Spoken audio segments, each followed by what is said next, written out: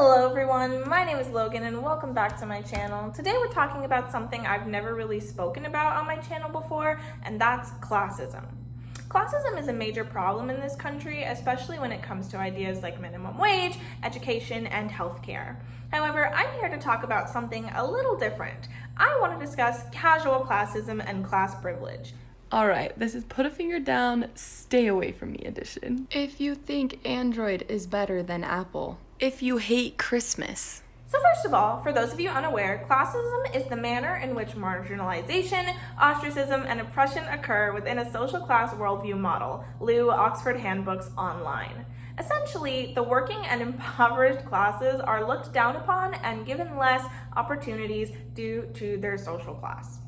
That being said, we're specifically talking about casual classism today, which if you have a social media account, and I'm assuming you do because you're watching this video, I can almost guarantee that you've come across. I believe that casual classism has everything to do with class privilege. Class privilege being the opposite of classism, people being idolized and given more opportunities due to their social standings. The big issue with class privilege and this concept of casual classism is the common misconception that everyone is middle class or above. This ignores the struggles of the working and impoverished classes, but allows the modern social standard.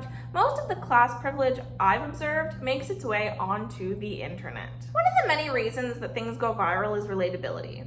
According to Forbes, when the author feels like a trusted friend rather than a distant robot, your audience is more inclined to share. John Hall, Forbes. As is obvious just by logging into websites like Twitter, people say whatever they want on the internet. Whether in an attempt to go viral or just needing a place to word vomit everything that pops into their minds, people will say a lot of stuff.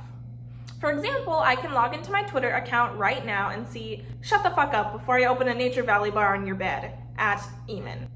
People say some crazy stuff, especially in an attempt to be relatable.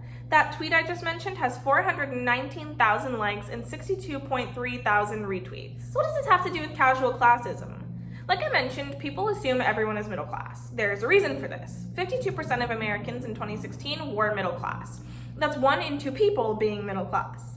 It's easy to assume. When adding the upper class people, that becomes 71% of Americans being middle class or above, Cochner Fact Tank. It's easy to forget the poor.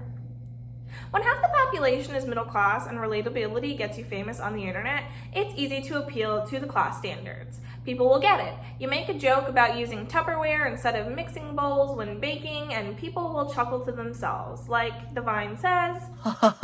I do that. So let's talk about TikTok for a second. As most of you watching probably already know, the TikTok algorithm shows you exactly what you want to see based on how you interact with content. If you look at the comment section on any video, you'll see at least one that says, commenting to stay on blank TikTok. Interacting with videos such as liking, commenting, sharing, etc. gives you similar content. If you like one video that pops up about being middle class, soon your entire For You page is about being middle class. A specific example I'd like to bring up is the trend where people show off their homes, mostly mansions, and claim them as middle class. This is done using the hashtag #middleclasscheck. Actual middle class check. My normal room. My normal bathroom that I share with 2 brothers. My normal kitchen. My normal living room. My normal backyard. My normal house. My normal family car. My normal car. Stop pretending you're middle class when you drive a Range Rover and live in a mansion.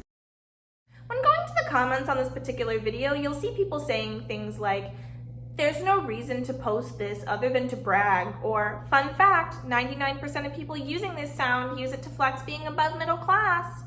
But you'll also see comments like, "Lol, this may surprise you, but you're not middle class," and "That's it, bro, I'm like homeless then." Thanks to the TikTok algorithm showing you things related to you, people really do believe that they are middle class. Because they're seeing things similar to them and it's easy to assume everyone is middle class, people, especially children who don't have a grasp on how much their parents make, will assume that they are in fact middle class because of a hashtag like this.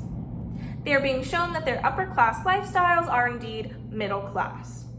Now, this is a form of casual classism in itself, as it directly ignores the struggles of the working and impoverished classes. How? These upper class homes being labeled as middle class increases the standard for what is middle class. People who are actually middle class will be seen as lesser, and then the working and impoverished classes will be even further down the totem pole than they already were. Let's talk about aspirational identities for a second. As mentioned earlier, relatability gets people famous on the internet. However, that's not the only thing that can increase someone's relevancy. Look at the Kardashians as an example. An entire family can benefit off of being rich. The aspirational identity of many people is to be wealthy, especially in a country like the United States that enforces capitalism on its citizens through the American dream. The entire point of the American dream is a belief in democracy, but a very specific consumerist version. Diamond, Smithsonian Magazine.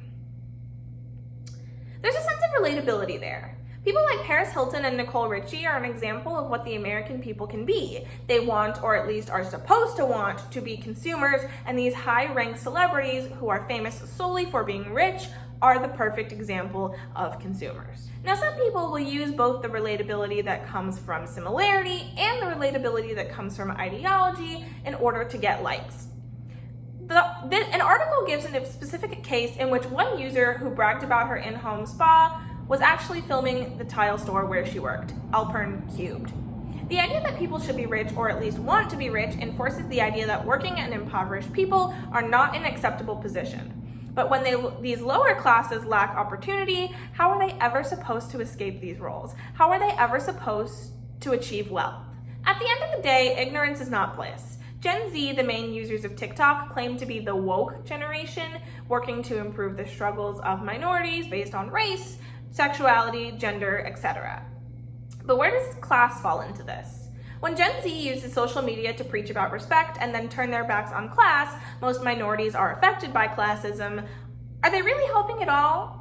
Or is it just performative activism? So that's it. Thank you so much for watching. If you liked this video, please feel free to give it a thumbs up and click the bell and all that other YouTuber shit. Subscribe, you know. Anyway, thanks for watching. See you next time. Bye!